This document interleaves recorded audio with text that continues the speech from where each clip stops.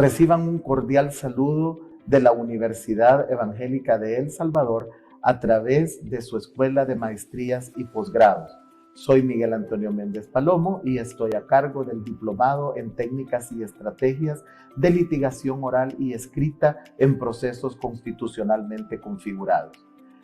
Esta actividad académico-formativa ha sido desarrollada con un enfoque eminentemente práctico que puede ser utilizado para el desarrollo de los distintos roles dentro del sistema de administración de justicia, con énfasis, por supuesto, en los aspectos éticos, jurídicos de los procesos conforme a la Constitución, de cara a la defensa y protección de derechos de las personas en condiciones especiales de vulnerabilidad que podemos ser todas o todos en un momento determinado. En ese sentido, hemos preparado una serie de temáticas, ejercicios, metodologías y estrategias que van a permitir el desarrollo de competencias entendidas como las habilidades, destrezas y conocimientos necesarios a efecto de desarrollar nuestras labores. Agradecemos siempre el apoyo que han brindado a esta casa de estudios a través de actividades anteriores y queremos que sepan que esta es el resultado de sus peticiones, es el resultado de sus sugerencias y es el resultado de un esfuerzo conjunto para brindarles un proceso formativo de calidad y excelencia. Bienvenidas y bienvenidos.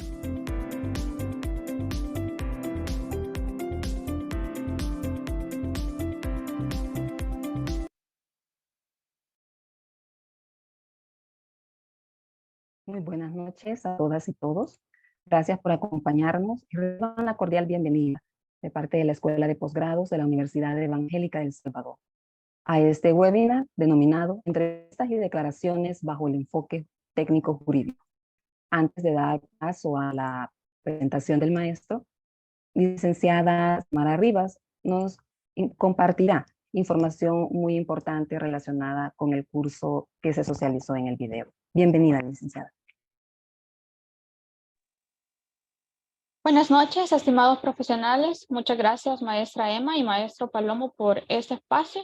Queremos compartir con ustedes información sobre el diplomado. Comentarles que el diplomado tiene una modalidad semipresencial con una duración de 4 meses. ¿Para quién está dirigido? El diplomado en técnicas y estrategias de litigación oral y escrita en procesos constitucionalmente configurados.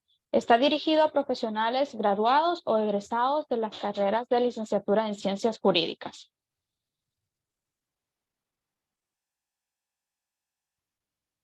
La inversión del programa tiene una matrícula por $60 y cancela 4 cuotas de $105. Comentarles que la Escuela de Posgrados también brinda descuentos disponibles, los cuales son 40% de descuento en matrícula para graduados de la universidad, ya sea de pregrado o maestrías. Y el 15% de descuento al cancelar el programa en un solo pago, es decir, las 4 cuotas al cancelarlas en un solo pago. ¿Cuáles son los pasos de inscripción? Primero debe llenar el formulario de inscripción en línea a más tardar el 10 de septiembre. Luego se le brindarán los detalles de pago de matrícula. Usted puede realizar el pago en línea o en efectivo en los bancos asignados. El pago de matrícula es por $60 y luego se le estará informando cuando ya puede cancelar la cuota. Luego tenemos la recepción de documentos. Usted los envía a través del correo electrónico o los puede llevar presencialmente a la universidad, que sería el título o carta de egreso y documentos personales. Compartimos también nuestros números de contacto, que es el WhatsApp 7174-8517. Pueden comunicarse con mi persona, Xiomara Rivas. Con gusto yo les estaré ampliando la información sobre el diplomado, o al correo electrónico que aparece en pantalla, xiomara.rivas@ues.edu.sb. Recuerden también seguirnos en nuestras redes sociales, en Facebook e Instagram, Se está compartiendo constantemente la oferta académica, tanto de maestrías como de educación continua. También compartimos con ustedes webinar o alguna otra actividad de carácter virtual. Eso sería todo y les cedo el espacio, maestra Emma, para que puedan continuar con el desarrollo del webinario.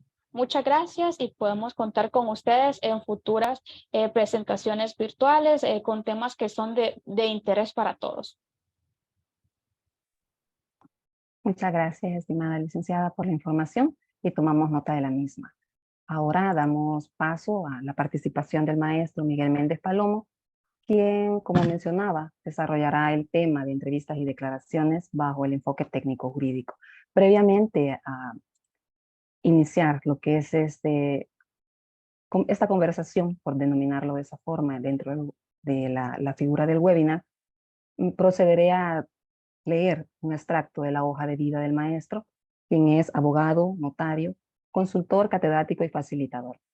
Es licenciado en Ciencias Jurídicas de la Universidad de El Salvador, con maestría en Administración Pública y Gestión de Proyectos de Inversión Social de la Universidad Dr. José Matías Delgado.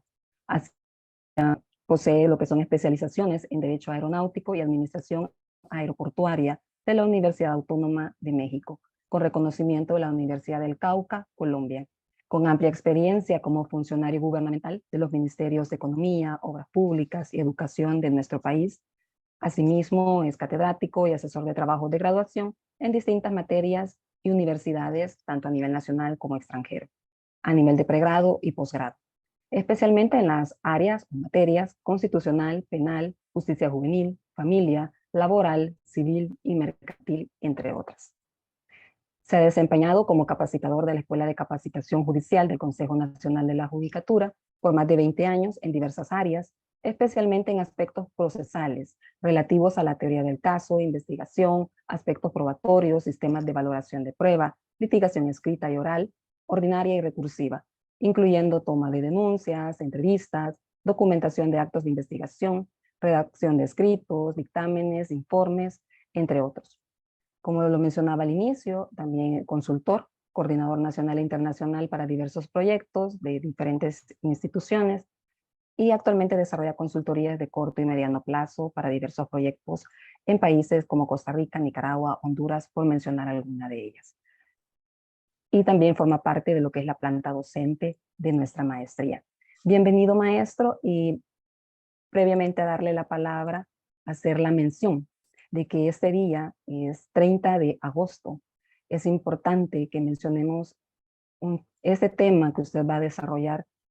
Tiene trascendencia, especialmente con la fecha que se conmemora en este día, como lo he mencionado, que es el Día Internacional de las Víctimas de Desaparición Forzada, lo cual se estableció de conformidad a la resolución de la Asamblea General de las Naciones Unidas en el año 2010. Y en este sentido, para dar paso a su explicación, quiero hacer como esa relación del tema que acabo de mencionar con los principios sobre entrevistas efectivas para investigación y recopilación de información, los cuales en su momento han sido desarrollados por el ex relator especial de Naciones Unidas sobre la tortura, Juan Méndez. Y está muy vinculado también con el aspecto, o mejor dicho, el criterio jurisprudencial que ha emitido el Tribunal Europeo de Derechos Humanos, específicamente en que el Estado de Derecho debe de permitir, sí, la admisión de pruebas, pero la forma en la que se tiene que obtener esta información no debe de ser a través de torturas o un proceso que implique la vulneración de la dignidad de la persona humana. Entonces, quisiera conocer eso, maestro, en primer lugar, para iniciar como una pregunta generadora.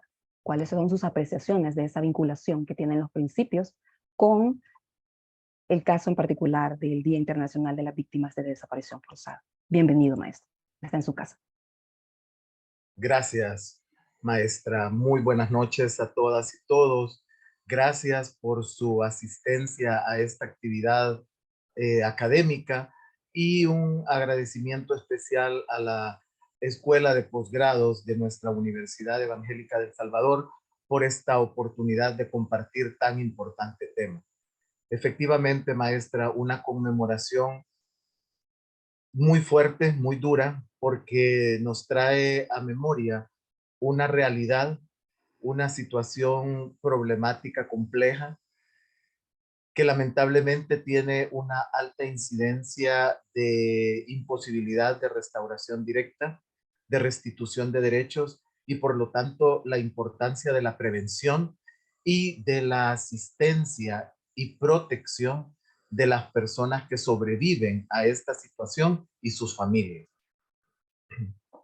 Efectivamente, usted lo señaló, la forma en que un Estado asume su responsabilidad de velar por la administración de justicia implica precisamente ese compromiso, no solamente por llegar a la verdad procesalmente hablando, sino por verdaderamente utilizar los mecanismos y salvaguardas legales para que se haga realmente un debido proceso en aras de una pronta y cumplida justicia.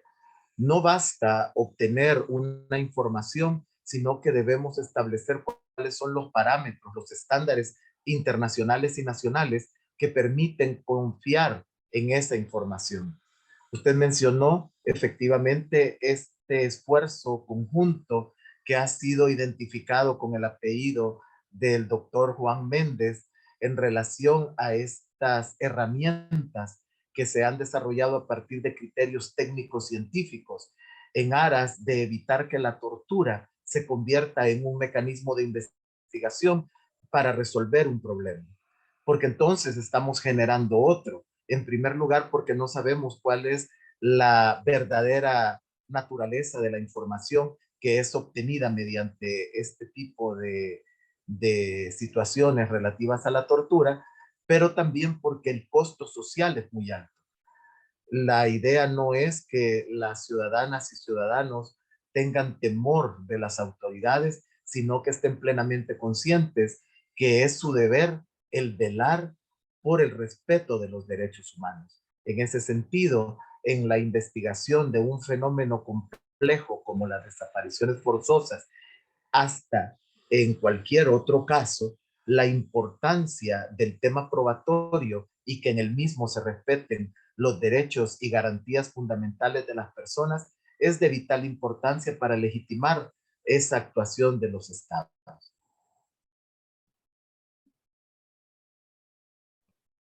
Muchas gracias. Y a partir de lo que usted ha mencionado, consultarle, bueno, están los principios sobre entrevistas efectivas para realizar la investigación y recopilación de información, como ese conjunto de herramientas de investigación, podríamos verlo como una investigación científica que tiene ciertos mecanismos de rigor, pero a partir de su experiencia, ¿cómo deberían o cuáles deberían ser los mecanismos adecuados para la correcta obtención de esta información a través de lo que son las entrevistas, los interrogatorios?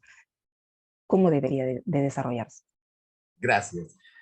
En primer lugar, maestra y colegas, compañeras y compañeros que nos honran con su presencia, es importante señalar que este no es un tema de naturaleza penal, es un tema de acceso a la justicia.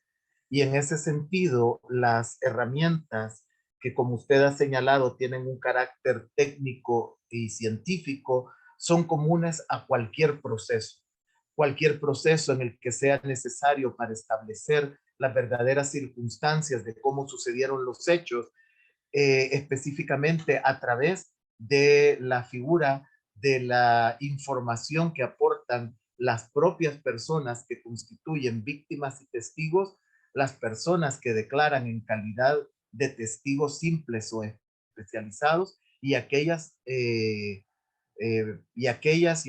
profesionales que realizan pericias. Y en ese sentido, las herramientas técnicas van desde el uso de las técnicas de litigación oral con las particularidades de cada materia, aunque un 90 a 95% de estas técnicas y estrategias son comunes a todas las materias. Pero cuando ya entramos en el ámbito de las ciencias que amparan este tipo de actividad de investigación que eventualmente se convierte en una actividad probatoria, nos encontramos con un evento multidisciplinar.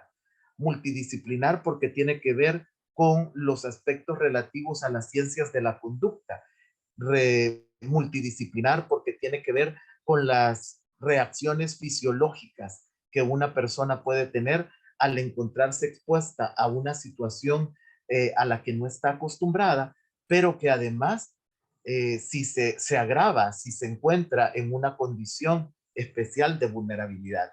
Y esto pasa entonces por profesionales como antropólogos, sociólogos, psicólogos, abogados y otras ciencias que tienen que realizar un esfuerzo por generar una credibilidad y una veracidad de la información, pero bajo ninguna justificación de una victimización de las personas que se encuentran en esta condición. Debemos recordar que muchas veces estas personas, más que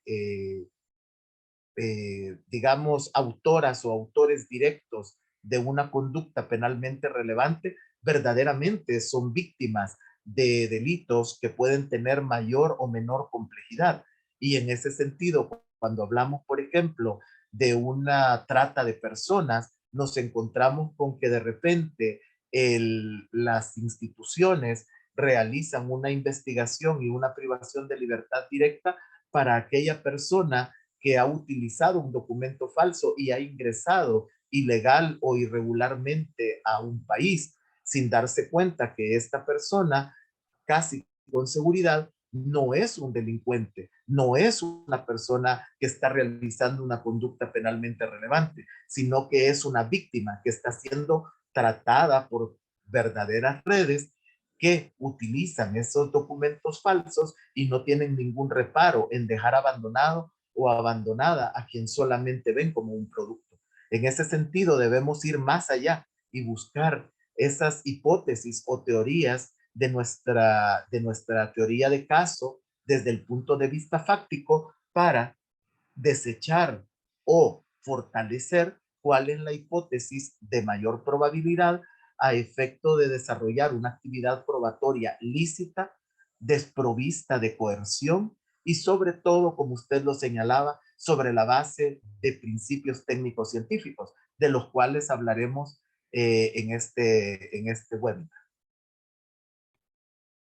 Excelente. Me hizo recordar mucho las 100 reglas de Brasilia, lo que establecen las garantías que el Estado debe de tener al momento de lo que son las diferentes eh, casos que se presenten, ya sea, como usted muy bien lo menciona, niñez, adolescencia, por un delito de trata, la parte también de las personas adultas mayores, personas con discapacidad, y como piedra angular siempre los derechos humanos. A partir de ahí, comprendemos que vamos en búsqueda del acceso a la justicia. Como profesionales que tenemos que realizar la teoría del caso, representar a, por ejemplo, una persona con discapacidad, en un interrogatorio, o cómo debería de ser ese tratamiento en el abordaje, porque suele ocurrir, no aquí, ¿verdad? Pero como usted lo menciona, hacia otro lado. De las fronteras hacia allá. Así es. ¿Cómo podemos evitarlo? Que aparte de tener esa claridad en materia de derechos humanos y la aplicación, un lenguaje inclusivo, ¿cómo debe de ser ese abordaje? Tomando en consideración también la 100 reglas de Brasil, evitando la Efectivamente, revictimización. exacto. Y es ahí donde su pregunta y comentario nos lleva no solamente a los instrumentos jurídicos internacionales genéricos y específicos para estas condiciones especiales de vulnerabilidad, sino al conocimiento de métodos y técnicas que nos permitan evitar esa revictimización. Y para ello no podemos dejar de mencionar el famoso concepto de la interseccionalidad. Definitivamente no es lo mismo interrogar, valga el término que suena un poco fuerte, pero que es gramaticalmente correcto, interrogar a una niña, niño o adolescente, que interrogar a una niña, niño o adolescente que adolece de alguna discapacidad cognitiva. Como no es lo mismo interrogar o proceder a una cámara Gesell de una persona, en este caso, que además de las condiciones antes anotadas, también debemos considerarla que es sujeto de derechos, pero que además se encuentra en una situación de migración irregular. Este conjunto de situaciones de vulnerabilidad que a título personal y a título de contexto, de acuerdo a las valoraciones que al respecto hace también en su test de vulnerabilidad la Corte Interamericana de Derechos Humanos, nos lleva precisamente a tener ese cuidado. No se trata de una fórmula mágica o de una receta que funciona para todas las personas. La clave del éxito estriba en que contemos con una preparación previa, con un entrenamiento, con un conocimiento de las diferentes técnicas y métodos que podemos utilizar dependiendo de las condiciones de cada persona y las adaptemos a la situación particular de esa persona, de este sujeto de derechos, no un objeto de prueba. Cuando vemos a las personas como un sujeto de derechos que va a aportar o va a coadyuvar para la administración de justicia, se genera una empatía, un respeto que deriva en una eficacia del acto de investigación que eventualmente se puede convertir en un medio de prueba. Y es así como sucede no solamente en materia penal, que es el enfoque que tienen los denominados principios Méndez en razón de uno de sus directores y porque es un poco larga la denominación, él en una forma muy humilde manifiesta que él es el único que se opuso a que se utilizara su apellido para denominarlos, pero es mucho más fácil de recordar. Y bueno, en el caso mío, como no, si es mi primer apellido también, pero no tenemos nada que ver de parentesco con el doctor Juan Méndez, pero sí lo consideramos un verdadero ejemplo. A él, desde su labor como relator en aquellos años de Naciones Unidas en este tema tan delicado de la tortura, pero también desde el punto de vista académico, porque él es el primero en reconocer que para hablar sobre este tema tuvo que aprender de toda esta multidisciplinariedad que mencionábamos al inicio. Es interesante porque usted ha venido a retomar y como un atarrayazo el principio número 3 del documento que está relacionado con la vulnerabilidad. Este Exacto. principio hace referencia a que estas entrevistas, para que logren esa efectividad, se va a requerir tanto de la identificación como el abordaje de las necesidades y, como usted lo señala, la interseccionalidad. Que las personas entrevistadas que se encuentren en esa situación de vulnerabilidad vayamos a sus necesidades particulares. A partir de ahí, maestro, consultarle, de acuerdo a su experiencia, cuál debería entonces ser la aplicación, cuáles deberíamos de aplicar esas salvaguardas legales y procesales en el proceso de la entrevista. En Y primer de esa lugar, manera nosotros sí, evitamos la revictimización de nuestro testigo, que fuera, o en el caso particular, la víctima, que es la que estamos representando, y tener el conocimiento claro de cuáles son esas salvaguardas que tenemos que garantizar. efectivamente, fíjese que esta integración de los denominados principios parten de una integralidad.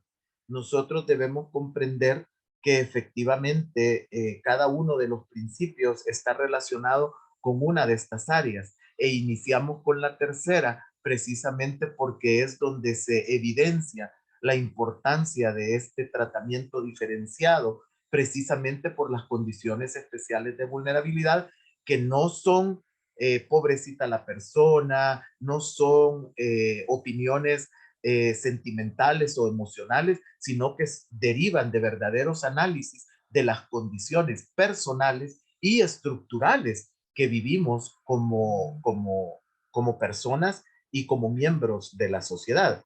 Cuando hablamos precisamente de estos principios, empezamos desde los aspectos científicos, legales, pero sobre todo éticos. Digo esto porque la primera cosa que debemos considerar es que nuestro modelo constitucional, nuestro Estado democrático de derecho, precisamente parte de un sistema reforzado constitucionalmente configurado, que va de los derechos y que no puede afectarse ningún derecho si no se respetan garantías del debido proceso, de acceso a la justicia, y por supuesto de principios como la legalidad para llegar a un valor. Y ese valor es el valor justicia, darle a cada quien lo que en derecho le corresponde. Pero para llegar a esa situación, muchas veces el Estado de las fronteras hacia otros lados puede tender a vulnerar esos derechos, a considerar que el fin justifica los medios y que puede vulnerar estatus constitucionales de inocencia, puede vulnerar el derecho de defensa, puede vulnerar la garantía de no autoincriminación. Y esa es la primera parte del principio. Debemos recordar que cuando se plantean este documento, siendo importante resaltar que no se trata de un instrumento jurídico, sino de un documento técnico que puede tener una relevancia como por ejemplo el protocolo de Estambul. Entonces sí ilustra, sí ilumina, sí abona a la interpretación e incorporación de tratados internacionales, pero desde un punto de vista técnico.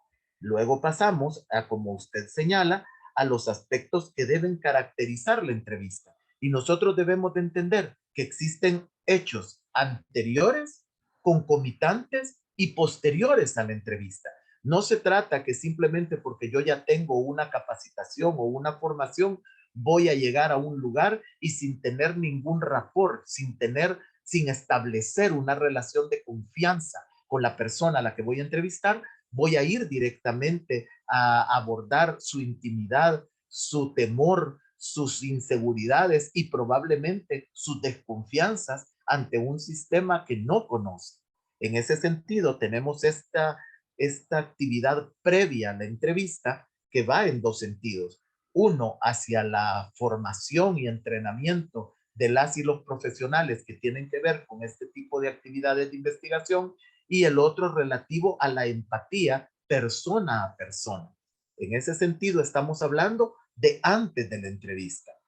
Propiamente, cuando hablamos de la entrevista, efectivamente debemos garantizar que ese ambiente de confianza se desarrolle y que no parta de mentiras o de lo que vemos muchas veces en algunas producciones de películas y que creemos que esa es la realidad o que esa es la forma de realizar este tipo de actividades. Nosotros, insisto, debemos de garantizar que todas las actuaciones del Estado estén legalmente previstas y que sean ejecutadas conforme a esa ética y esa buena fe que debe caracterizar a un ente democrático como es un Estado y un gobierno de un país, de una nación, de un pueblo que en realidad está analizando la situación jurídica y definiendo la situación legal una de las personas que habitan en ese territorio, ya sea como ciudadanos o como extranjeros, y con iguales derechos, excepto si hablamos en materia política. Y por supuesto, durante la entrevista, pero también posterior a la misma. Si nosotros establecemos posterior a la entrevista y mantenemos esa relación de confianza y entendimiento, podemos hablar de una evaluación y análisis que nos va a permitir relacionar lo obtenido en esa entrevista con los otros elementos de prueba que puedan en un momento determinado coadyuvar esa declaración y demostrar en ese sentido que es la verdad lo que nosotros hemos establecido objetivamente. Y digo esto porque muchas veces en el afán de desacreditar a esa prueba testimonial se generan verdaderas vulneraciones de derechos humanos, como cuando se cuestiona a una madre soltera en cuanto a su credibilidad por el hecho del tipo de relaciones con las que constituyó su hogar. El que una persona no tenga una sola pareja sentimental a lo largo de su vida no tiene que ser motivo para que se le cuestione en cuanto a la credibilidad de su dicho. Sin embargo, muchas veces el mismo sistema genera ese tipo de victimizaciones que en este caso, por estar a cargo o darse en el entorno de la administración de justicia, la consideramos una revictimización o victimización secundaria. Muchas gracias. Y me hizo recordar un aspecto muy importante. La ética se encuentra muy vinculada con el aspecto de la dignidad humana. Recordemos, la dignidad humana es parte esencial en nuestra Constitución y también en tratados internacionales. Es uno de los elementos clave también al momento del análisis. Como usted lo ha mencionado, tenemos que evitar la revictimización.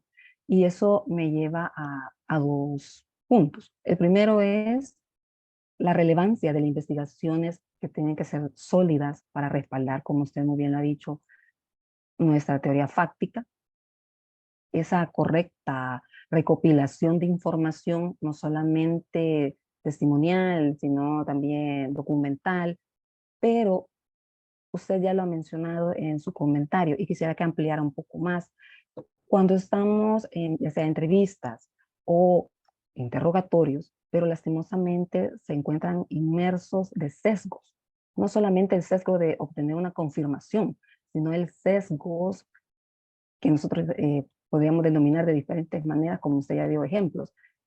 Pero esa magnitud de incidencia, ¿cuáles serían las consecuencias que tendrían en una entrevista o en un interrogatorio, tomando de base lo que son los derechos humanos?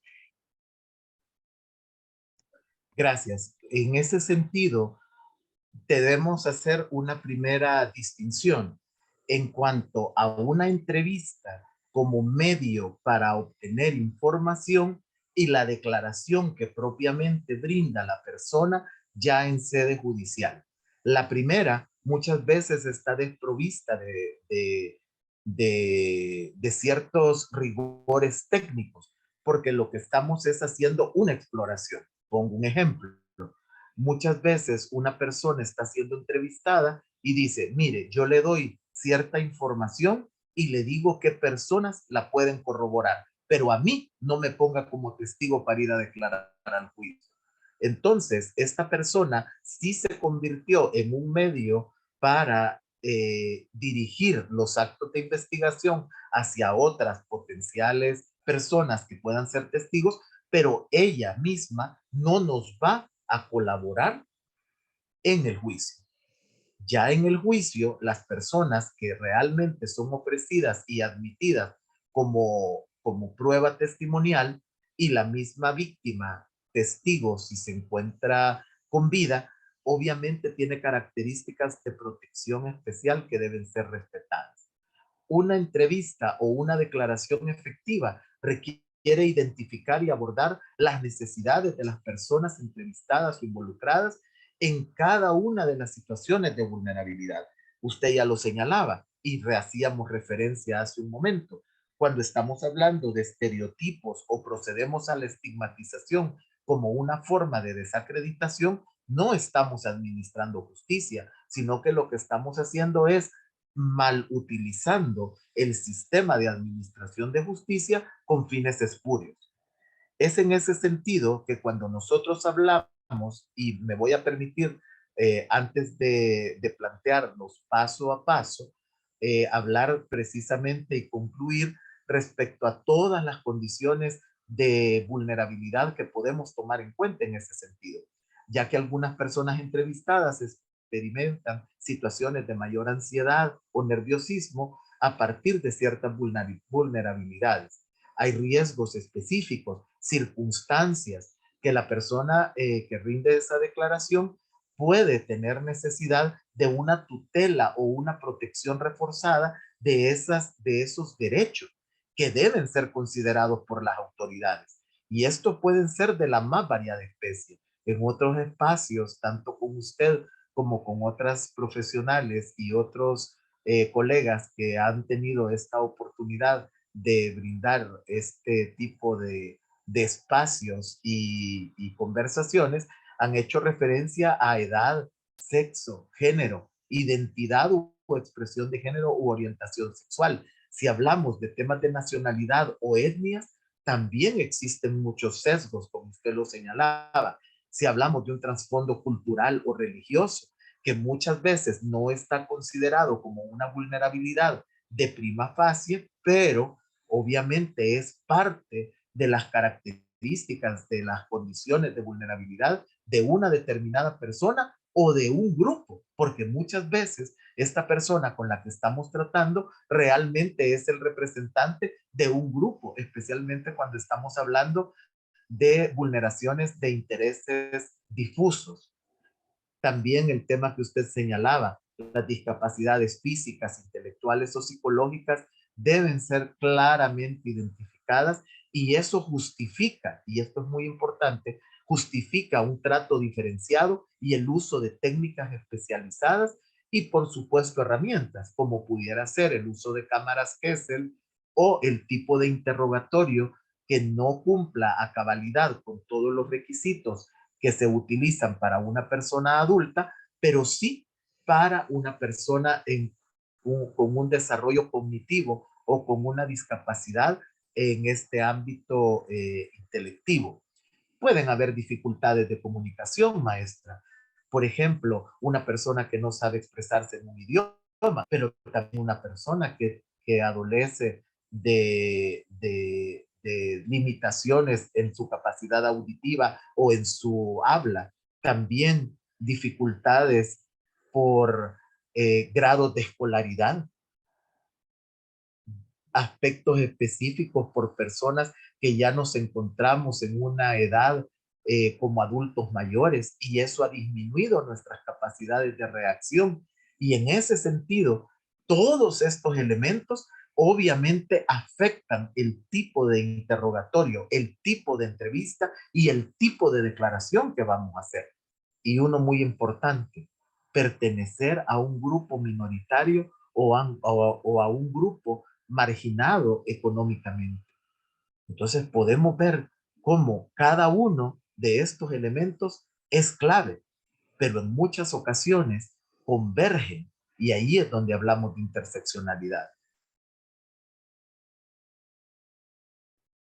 Gracias, maestro. Y recordarles a los que nos acompañan que pueden dejar sus preguntas en la cajita de comentarios y al finalizar este intervalo de tiempo vamos a darle paso. Pero quiero tomar un comentario que se encuentra de parte de maestra Brisley Argueta y está muy relacionado con lo que usted menciona. La actitud del juzgador contribuye en gran medida a evitar la revictimización y si hacemos esa relación con sentencias de la Corte Interamericana, ya se ha dado ese señalamiento, que la relevancia de esa deconstrucción con la finalidad de evitar los sesgos, una interpretación que va a impedir lo que es el acceso a la justicia de un determinado grupo. Y con todo lo que se ha mencionado, y haciendo referencia a lo que usted menciona en cátedra, lo desarrolla, las preguntas capciosas, podríamos tomar quizás ese tipo de preguntas, y son utilizadas en una entrevista, en un interrogatorio, perdón, cómo inciden, especialmente con estos grupos. Por ejemplo, realizar este tipo de preguntas capciosas si estamos ante una persona adulta mayor. ¿Cómo es la incidencia? Y también veamos desde el punto de vista ético del profesional. Nosotros en su momento hicimos un juramento y también conocimiento de los 10 mandamientos del abogado o abogada. Entonces, ¿cómo manejarlo? Gracias. Esto me trae a colación algo que siempre debimos tener y que existía implícita o tácitamente, pero que ahora incluso está reconocido como este deber ético, este principio de lealtad y buena fe con el que debemos actuar las y los profesionales del derecho. Efectivamente, maestra, estas salvaguardas legales de las que veníamos hablando, que se encuentran reconocidos como derechos de las personas, inciden en el punto que usted acaba de señalar a través del planteamiento de la maestra Brisley, porque a quien le enviamos un cariñoso saludo. Porque veamos, la primera persona responsable de controlar a su contraparte es precisamente la parte contraria. Pero no debemos olvidar que la última, entre comillas, garantía de control y dirección de ese proceso le corresponde a la judicatura. Y cuando decimos judicatura, nos referimos a las juezas y jueces que deben verificar que en esa sala de audiencias, no en un pasillo, no en un despacho, sino en esa sala de audiencias donde se está administrando justicia, se respeten los derechos fundamentales de las personas, independientemente del rol que tengan, pero con mucha más razón si se trata de testigos que están coadyuvando a esa labor de administración de justicia y que no están obteniendo ningún beneficio o en principio no deberían tener ningún interés espurio, porque algún interés podrían tener en que se haga justicia en relación a los hechos.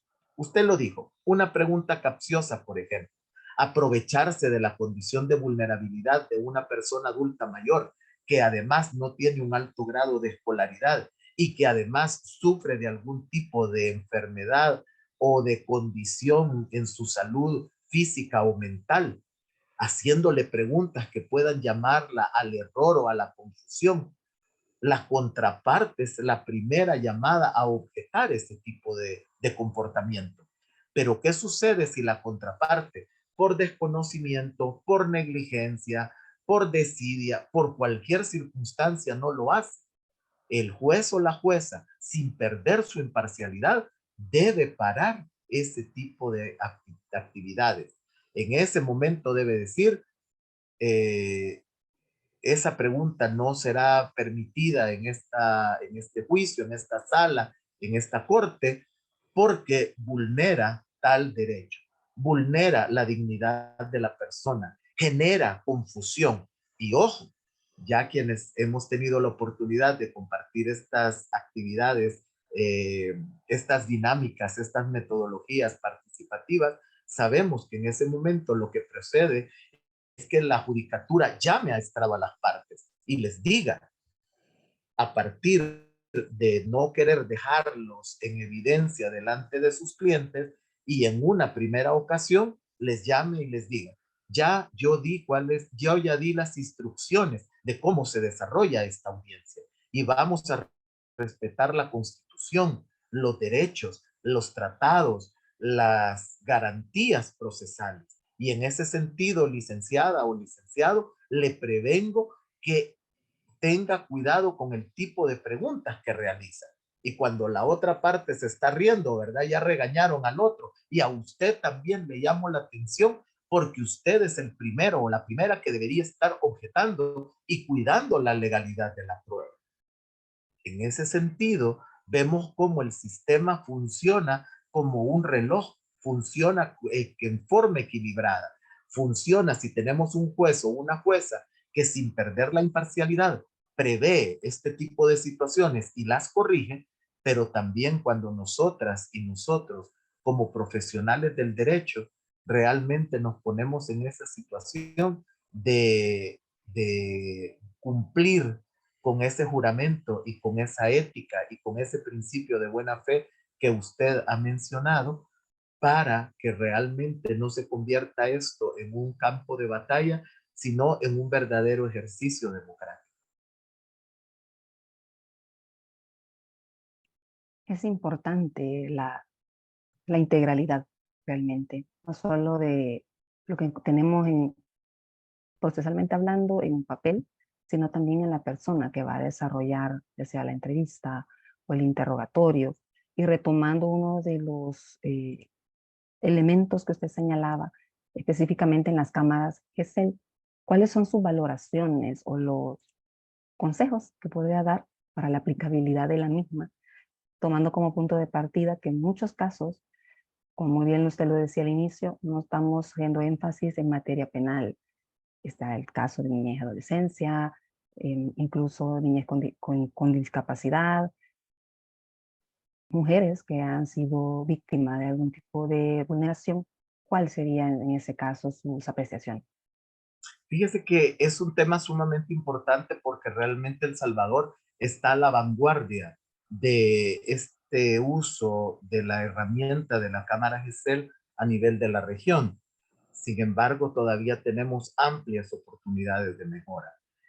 Y es porque en muchos momentos nosotros no tomamos en consideración las particularidades de, del interrogatorio de niñas, niños, adolescentes y personas en condiciones especiales de vulnerabilidad. Que ojo, puede ser cualquier persona, aún hombres que han sido sometidos a determinadas violaciones de sus derechos fundamentales o personas adultas mayores de cualquier sexo o género pueden caer en esta categoría de personas vulnerables.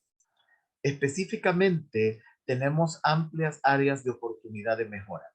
Un proceso de entrevista efectivo generalmente implica varios elementos. Voy a señalar algunos para ir de lo general a lo particular. En primer lugar, la preparación y planificación minuciosa. No podemos llegar a improvisar. Debe verse natural, pero no podemos improvisar. Asegurarse también que se apliquen las salvaguardas relevantes, las salvaguardas legales durante todo el proceso o procedimiento. Un aspecto también muy importante es tener la mente abierta, evitando los prejuicios y no procurando que sea mi idea o mi hipótesis o la de alguna de las partes la que prevalezca, sino estando abierto a que quien me va a dar la información, quien conoce cómo sucedieron algunos aspectos de los hechos, es la persona a la que estoy entrevistando. Debemos crear un entorno no coercitivo. Este aspecto es muy importante y tiene relación directa con el uso de la cámara GESEL. Ese entorno donde si bien la persona tiene derecho a saber que está siendo observada, porque de lo contrario la estaríamos engañando y vulnerando sus derechos, pero tiene la tranquilidad que no está viendo a esas personas que tienen interés en el caso y que además no está siendo de ninguna manera coercionada o cuestionada a través del tipo de preguntas como el que mencionábamos anteriormente. Se debe establecer y mantener, como decíamos, una buena relación, que se entienda que la persona que está haciendo, dirigiendo ese interrogatorio no tiene ningún interés en el caso ni ningún prejuicio al respecto, cosa que está haciendo falta en nuestros entornos. Y lo empiezo a anunciar porque me voy a referir específicamente a eso, porque aunque hay honrosas excepciones, en muchas ocasiones nos encontramos con profesionales que realmente no cumplen con esta labor tan delicada de trabajar en una forma equilibrada de acuerdo a las condiciones de vida y edad de la persona y trata de inducir o de, o de sugerir a la persona cuál es la línea de respuesta que debe llevar. Y es ahí donde se debe cuidar aquella situación de que si bien es cierto, podemos tender a procurar que la persona que le ha dado un seguimiento al testigo o a la víctima sea quien dirige el interrogatorio sobre la base de lo planteado por las partes, pero eso puede causar sesgo. Por lo tanto, la técnica indica que quien debe realizar ese interrogatorio es una persona que no ha tenido mayor contacto con la persona que aporta la información, pero que sí es capaz de establecer rápidamente esa relación de confianza que se conoce como rapport. También dice entre los principios que debemos usar técnicas de interrogatorio legal y científicamente respaldadas. Esto es muy importante porque cuando nosotros hablamos de técnicas y nos vamos al campo de las estrategias, debemos considerar que una técnica es la que se utiliza para interrogar a una persona adulta y otra técnica es la que se utiliza para interrogar, por ejemplo, a una niña o un niño. Hay algo, maestra, que hemos hablado en diferentes ocasiones y es el principio de escucha activa. Escuchar activamente, proactivamente, permitir que la persona entrevistada hable libre y completamente, tanto en el acto de investigación como en el acto de prueba. Y finalmente, evaluar y analizar la información, que esto ya le corresponde a las partes y a la judicatura. Específicamente concluyo con el tema de la cámara GESEL diciendo que las cámaras Excel es una herramienta muy útil, siempre y cuando sea bien implementada. Cuando nosotros vemos, por ejemplo, que en algunos juzgados y tribunales se interrumpe el interrogatorio, se le hace saber a través de un audífono que hay una objeción y una serie de situaciones como que nos encontráramos en un caso con testigos adultos, esa práctica no es la que se recomienda, ni tampoco se recomienda entregar un listado de preguntas y que la persona que está como profesional de ciencia de la conducta dirigiendo ese interrogatorio o esa declaración las, las exprese a pies juntillas, sino que en ese caso lo que necesitamos es que esta persona, con su experiencia y conocimientos sobre personas en ese desarrollo de edad, aborden esas temáticas y permitan, contrario a los adultos que no se les permite relatar, que la niña, niño o adolescente pueda hacer una versión relativamente libre de los hechos, que pueda expresarse y sin insultar su inteligencia, porque sabemos que no todos, pero muchos niños y jóvenes en la actualidad tienen un desenvolvimiento muy importante a partir de su contacto con las comunicaciones, que también se convierten en un riesgo en un determinado momento. Pero si nosotros, previo a la audiencia, como partes procesales, le delimitamos al juez cuáles son los puntos que queremos y hacemos un punto en relación a esos aspectos y no un listado de preguntas como que si estuviéramos con el proceso civil anterior, diga si es cierto como en verdad lo es, que tal cosa es cierta. Y entonces hacemos esa dinámica para que el profesional de ciencia de la conducta tenga esa liberalidad y pueda de una forma sutil obtener la información. Porque nosotros sabemos que un niño o una niña, usted no lo va a sentar en un sillón o en una silla y el niño va a dirigir su voz hacia un micrófono y va a estar tranquilo o tranquila. Usted sabe que ese niño, si va a hablar de algo que le ha afectado y que no comprende del todo, puede acabar tirado en el suelo, tirado en la alfombra, manchando un papel con una crayola y desahogando su frustración. Y es en ese momento cuando incluso, ¿por qué no? Podría tomarse ese dibujo, tomarlo como una evidencia o como un elemento colateral para que un profesional de psicología infantil determine qué significan esos dibujos, qué significan el haber tachado a una determinada figura, qué es lo que podemos relacionar de ese acto procesal para realmente tomar en cuenta y escuchar, no solamente oír, sino escuchar lo que las personas vulnerables nos quieren decir.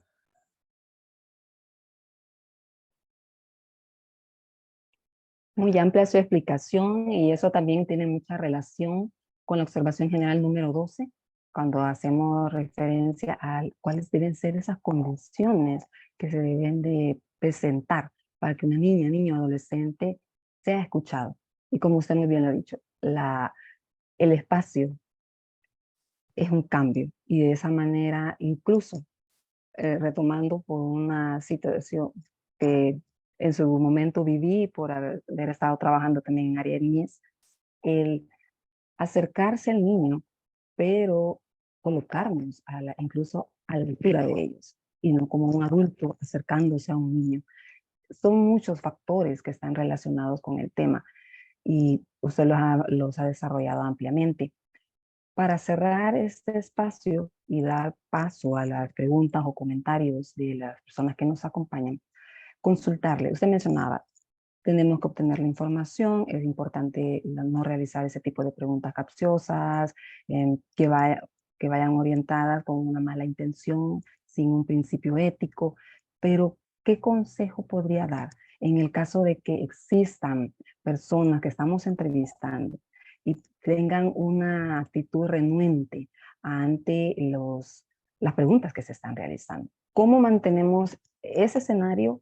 ¿Cómo lo manejamos tomando de base los principios Méndez, pero también todas las reglas de interrogatorio. Gracias. Efectivamente, tenemos herramientas internas, herramientas propias que debemos desarrollar y también debemos considerar cuando lo que tenemos que hacer es controlar la actividad que está desarrollando otra persona a quien tenemos la responsabilidad de ejercer una contradicción directa. Fíjese, uno de los principios, como usted los conoce, uno de los principios a que se hace referencia, y ojo que estos principios están más enfocados a evitar la tortura, a esas entrevistas que se hacen en mayor o menor medida en aquellas legislaciones donde incluso se permite ese interrogatorio. Nosotros lo tenemos, pero siempre con la presencia de defensor. Y así está diseñado tanto en declaraciones judiciales como extrajudiciales. Pero como esta metodología, porque no es un instrumento jurídico, abarca y puede ser implementado en diferentes países, uno de los principios es la capacitación constante. Esto requiere de un compromiso profesional en la formación específica, evitar eh, inventos o yo sospecho o yo creo. Existen verdaderos manuales, se puede uno asesorar por diferentes profesionales, llevar estudios de especialización sobre criminalística, criminología, técnicas de interrogatorio, argumentación jurídica, de tal manera que el profesional del derecho, la profesional del derecho esté preparada para cumplir la alta responsabilidad que le está siendo encomendada. Eso es como que si nosotros entregáramos nuestra salud a un médico, a una doctora, y esa persona no estuviera a la altura de la responsabilidad que le ha sido conferida. Cualquiera podríamos firmar un documento que diga exonero de responsabilidad al doctor o a la doctora fulana de tal, pero ese documento no vale absolutamente nada si esta persona superó los riesgos, si ese mal resultado, mala praxis se ha dado a partir de un aumento de los riesgos por negligencia, ignorancia o impericia. En ese sentido, aunque nosotros le demos un finiquito, por llamarlo de alguna manera, si se establece legalmente que llegó en estado de ebriedad, que no tenía especialidad para hacer esa operación, puede responder penalmente. Lo mismo podría pasarnos a nosotros. Si nosotros estamos desarrollando en forma irresponsable y sin preparación nuestra alta labor, obviamente podemos tener consecuencias no solamente económicas, sino también de responsabilidad profesional y también legal. Pero, usted lo señalaba, no es solamente que una de las partes cumpla con este deber de prepararse. A muchas y a muchos de las colegas que nos acompañan esta noche les habrá sucedido que ya sea el juez o la jueza, ya sea la contraparte, no conocen cómo se deben hacer esos interrogatorios y le dice, voy a permitir esta pregunta, pero no resuelven conforme a derecho, o simplemente dicen al lugar a una de las partes y al lugar a la siguiente parte para mantener un equilibrio, pero no lo están haciendo con un fundamento legal, sino que simplemente porque ni siquiera escucharon la pregunta o ni siquiera escucharon la respuesta, ni siquiera están viendo a la persona para darse cuenta si está realizando una conducta inapropiada o antiética. Y en ese sentido lo más fácil es, pues yo no lo vi, así es que continúen. Entonces, todas las partes deben autocontrolarse, pero también deben controlarse mutuamente. Es incluso el mismo principio de la democracia, los frenos y contrapesos. Cada órgano, cada poder estatal, desde tiempos de la Revolución Francesa, partían de ese equilibrio de poder. Y todas y todos en una audiencia tenemos ese equilibrio de poder. Pero si tenemos obligaciones, tenemos derechos. Y si tenemos derechos, tenemos responsabilidad.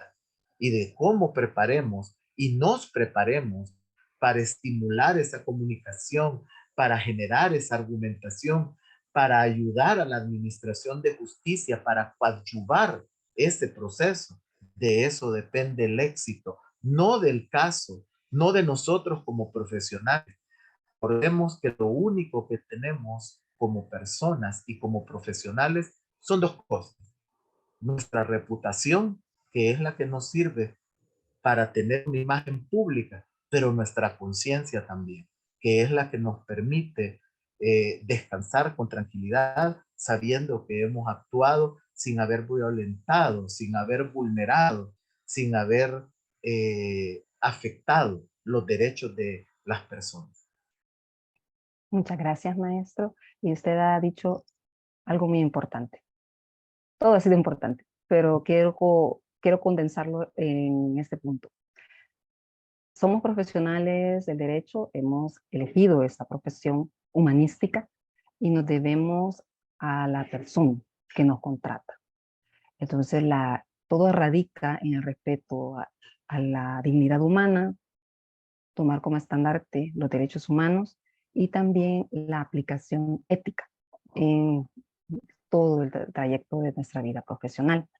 Voy a dar paso al espacio de las preguntas o comentarios y comenzaré por un comentario del maestro Daniel Vega. Saludos, maestro.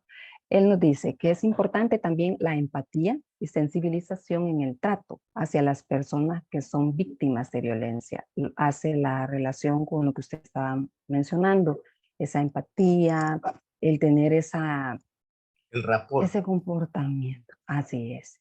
Hace esa mención el maestro. También Camila Benítez dice, por esos motivos, las audiencias deben ser espacios que además de fines legales, deben ser espacios de orientación sobre derechos humanos e intervención especializada, más que un simple cumplimiento de formalidades, sobre todo en materia de niñez, adolescencia y mujeres víctimas de violencia. Correcto. Totalmente de acuerdo. Esos son los comentarios que tenemos. También le envían saludos y felicitaciones por la ponencia que usted ha desarrollado. Y hay una pregunta por acá relacionada con el aspecto de la vulnerabilidad. ¿Y cómo podemos entonces, desde el momento que hemos sido contratados, podríamos decir, para un determinado caso, tener ese manejo idóneo de lo que es un proceso que permita la garantía de los derechos, especialmente del acceso a la justicia, y poder establecer de una forma clara los pilares desde que estamos presentando la demanda? Imaginemos fuera un caso de alimentos o podríamos mencionar un caso de violencia intrafamiliar. Desde ese momento, tener claridad sobre estos aspectos y cómo llevarlo en todo el proceso, especialmente si lo tomamos como la recopilación de información, que usted en muchas ocasiones hace énfasis en la parte de los hechos, el manejo de esa información para obtenerla. Y ahí tenemos que entrevistarnos con nuestro cliente, para Claro. evitar también lo que son aspectos de revictimización. Sí, fíjese que es los comentarios de las y los colegas y esta última pregunta me traen a mente precisamente en especial el principio 2 y el principio 3 de estas entrevistas no coercitivas. Cuando nosotros hablamos, y antes de retirarnos espero tener oportunidad de por lo menos señalar cuáles son los 6 principios, porque los hemos visto en una forma alterna, pero el principio 2 se refiere precisamente a los aspectos prácticos. Una entrevista efectiva es un proceso integral para recopilar información precisa y confiable, pero a la vez se implementan esas garantías o salvaguardas legales asociadas a la condición o situación que se encuentra la persona. Y si ese principio 2 lo relacionamos, como usted muy bien lo señaló, con el principio 3 relativo a la vulnerabilidad, nos encontramos que esta entrevista efectiva en los términos que hemos planteado requiere, en principio, identificar y abordar las necesidades específicas de las personas a entrevistar o a declarar y que se encuentran en situación de vulnerabilidad. Nosotros solamente vemos el momento en que en un juicio oral y público, al que muchas veces no se permite ingreso de público y por lo tanto hay una limitación al derecho, al principio de publicidad, nos damos cuenta de ese momento. Pero para llegar a ese momento han habido varias situaciones y su pregunta o la pregunta que nos ha transmitido me hace plantear esos dos escenarios. El primero, un escenario interinstitucional. Nosotros sabemos que hay un principio de corresponsabilidad. No solamente es un tema de fiscalía, de defensa, de abogados y de jueces. Es un tema de sociedad, es un tema país.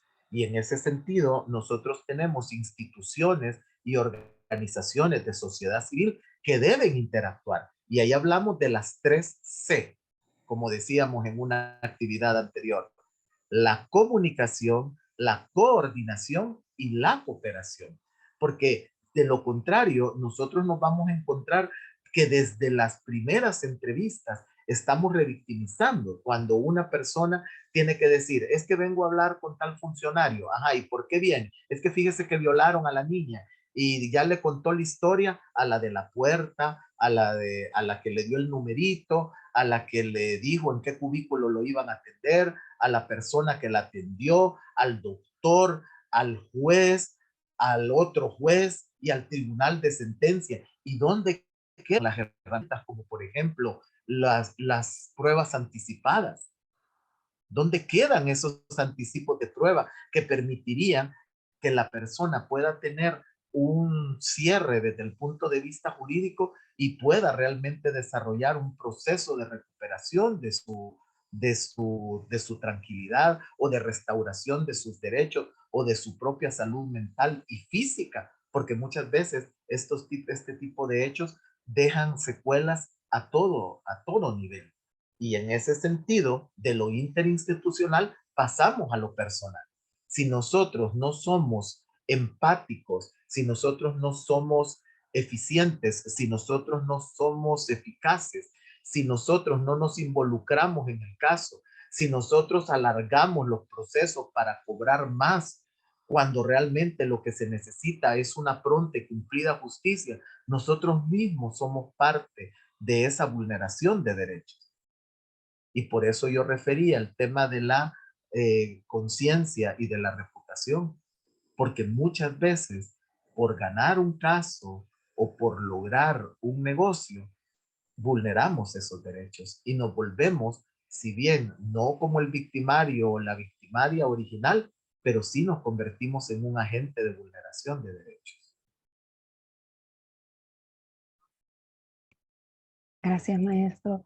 Bueno, revisando aquí, tendríamos entonces eh, solamente comentarios de felicitación por su excelente ponencia Ah, y darle las palabras para que usted pueda, como una última pregunta, que logre englobar todo lo que usted ha mencionado.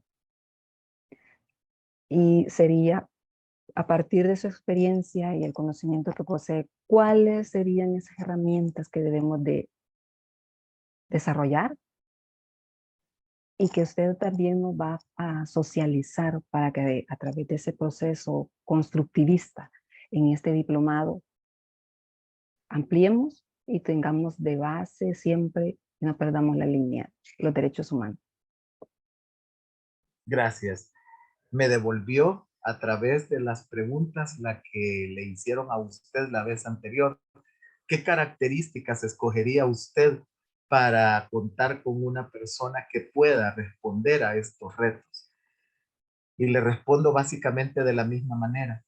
Lo que nosotros pretendemos con estos cursos, diplomados, talleres, que están basados en un enfoque constructivista, con dinámicas, con teorías de caso, con casos hipotéticos basados en la realidad, con simulaciones de entrevistas, simulaciones de audiencias, de producción probatoria, con argumentos.